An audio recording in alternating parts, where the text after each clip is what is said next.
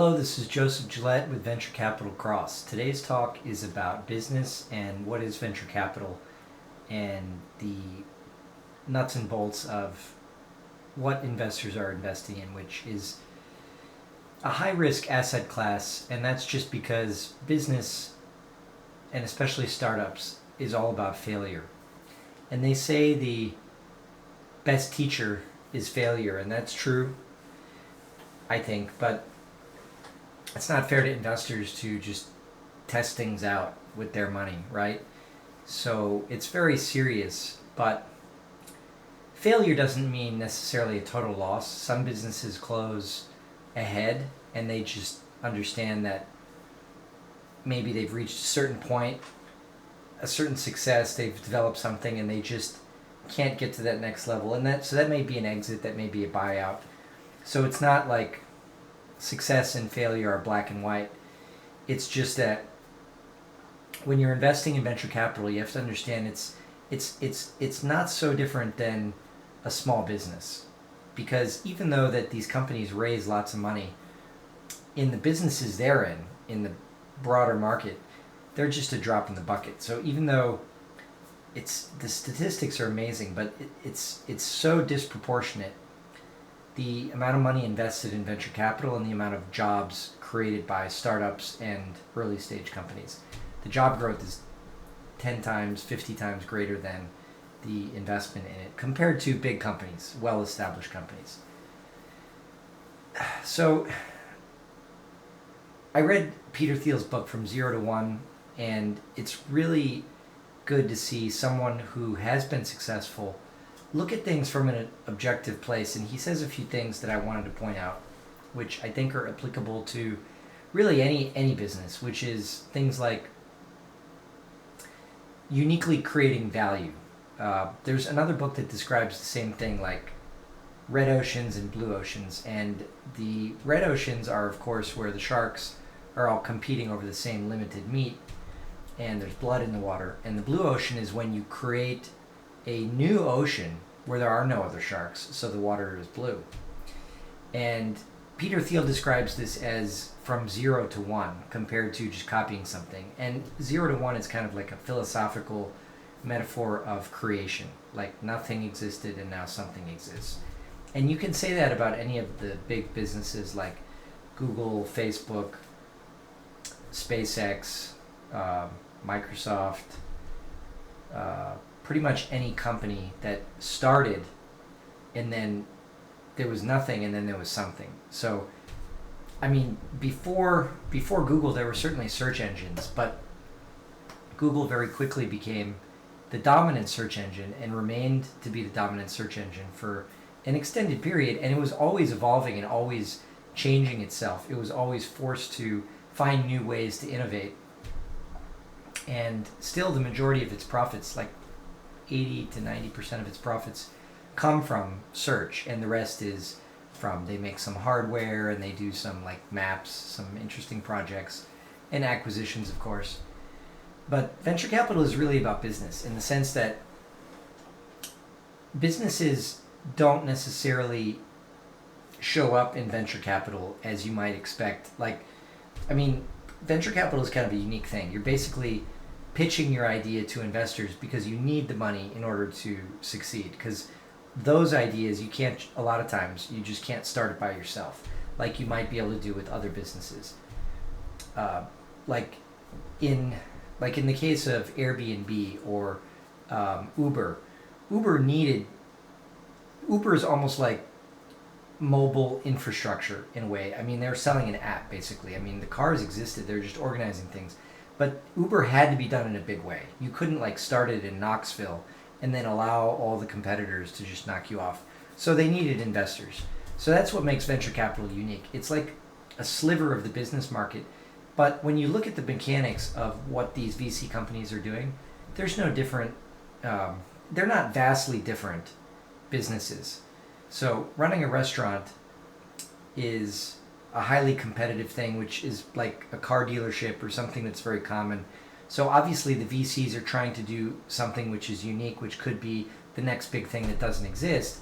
But when you're looking at the numbers, you still got you have product, you have customer acquisition, you have your valuation, you have your capex and different formulas that you're running, and the CEO is basically almost like a hedge fund manager trying to decide, well, should I fire some employees to save on cost, or do I need to hire more people so that we can increase sales and all these different things?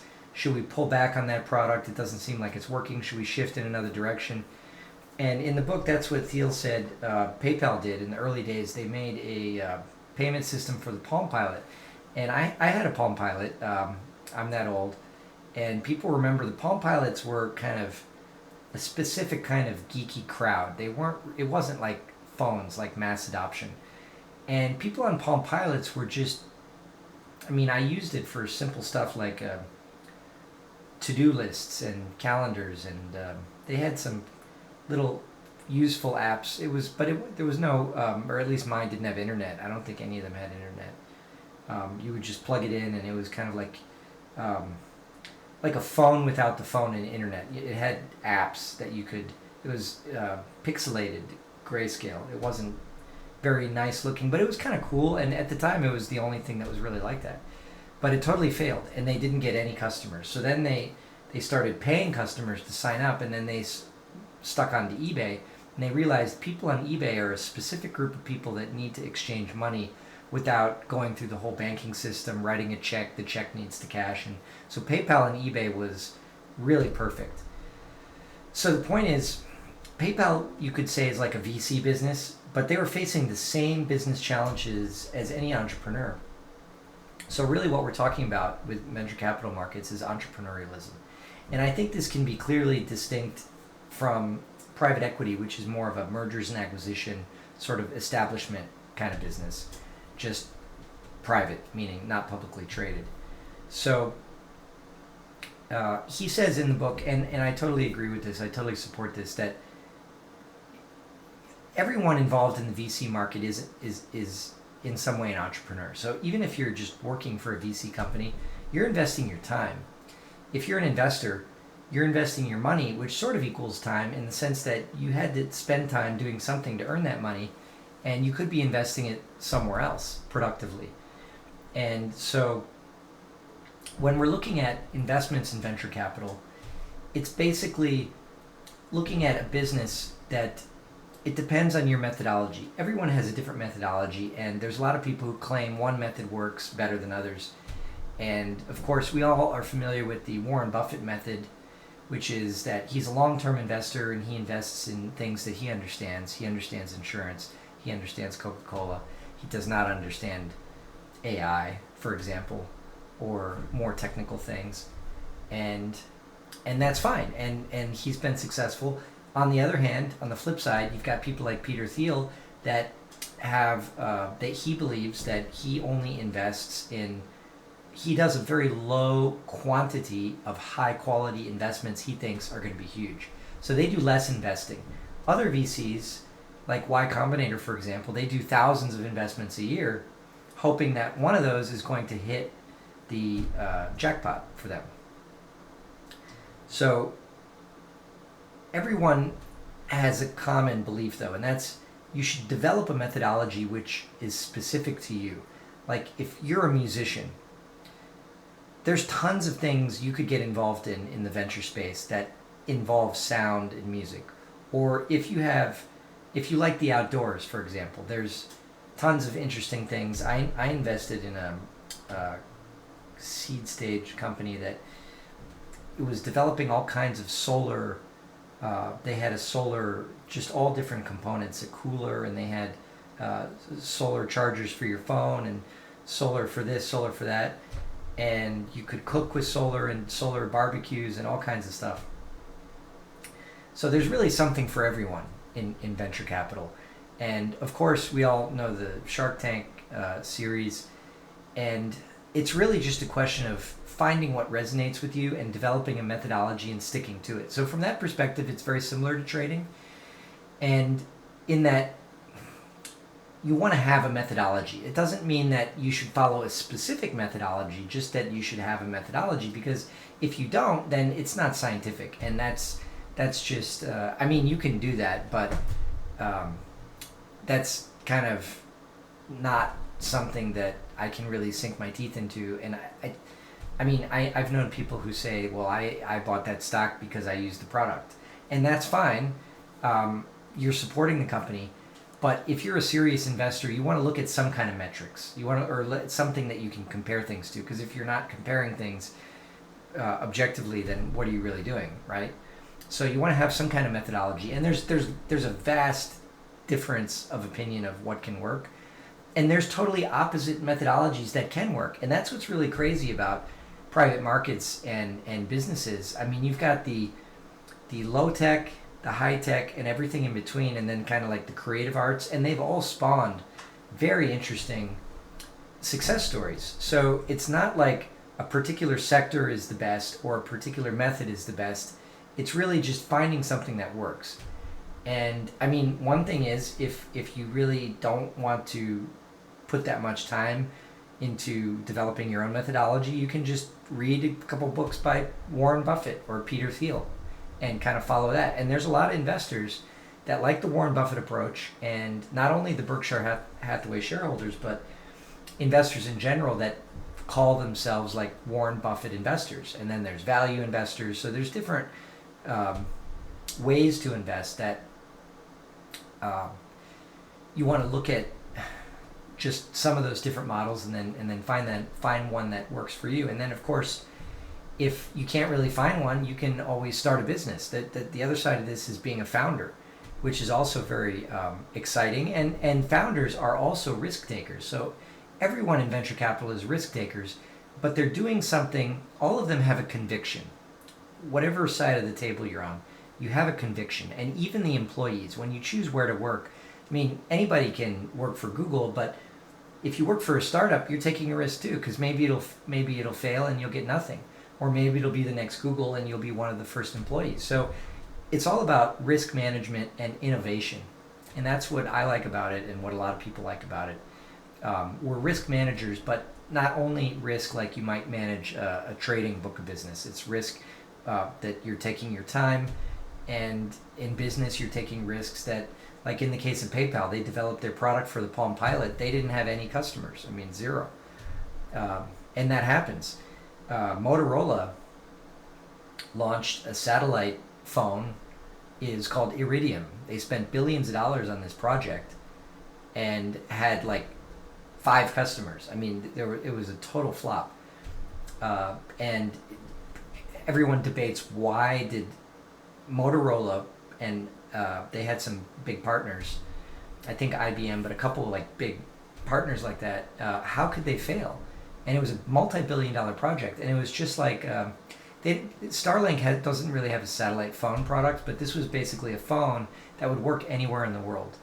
But there were a couple drawbacks, like they didn't work in elevators. So the people who mostly bought these were executives in New York, and in New York it's all buildings, and in between the buildings the satellite didn't work too well. So it's not like a cell phone.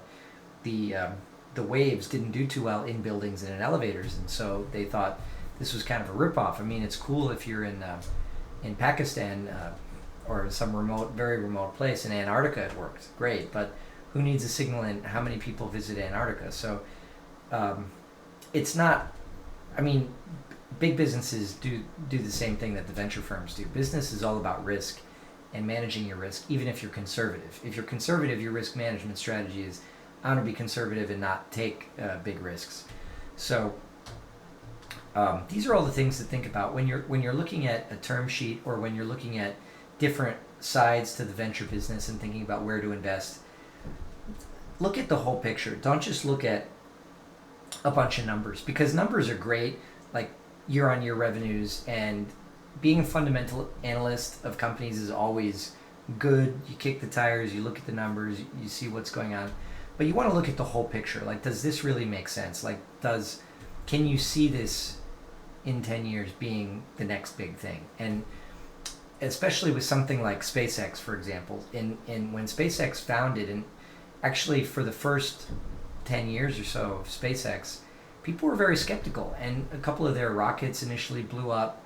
A lot of negativity surrounded SpaceX, that they thought it was going to fail, and then it just sort of reached this critical mass where Now they've become basically a monopoly, not only on rocket launching, but on space hardware in general, and including space communications, being Starlink. And you can see these, there's just thousands of Starlinks that you can see them at night. You just look in the sky if you're in the United States, and you can see them flying around, and the connectivity is amazing. I use it with my RV camper in remote areas, and it's inexpensive, and the connectivity, the download speed is just, it's almost better than my fiber via satellite. So in 2005, people thought it was going to be a total failure, and it was initially hard to get investors to invest in it. And then there's some tipping point where now you can't find any sellers in SpaceX. So you want to look at the whole thing in totality. And you've always got some engineers that really believe in it because they understand the technology. And if you're not an engineer, I mean, everyone has a niche. So I guess what I'm saying is exploit your niche. If your niche is business, if your niche is whatever is your niche, there's going to be a way to look at things in a way that is suitable for you. And then, of course, there's the passive investor approach, which is you just find a couple successful funds, venture funds, and you stick with them, and you just put some money in all their best deals. So there's all different, just like there's 32 flavors of ice cream, there's hundreds of different ways to participate in venture markets, and they're all good in a different way. I hope that was helpful, and we are building a portal at Venture Capital Cross, so soon you're going to be able to log into our portal and buy and sell private companies in a secure online experience, and we hope to see you there. Thank you. Have a great day.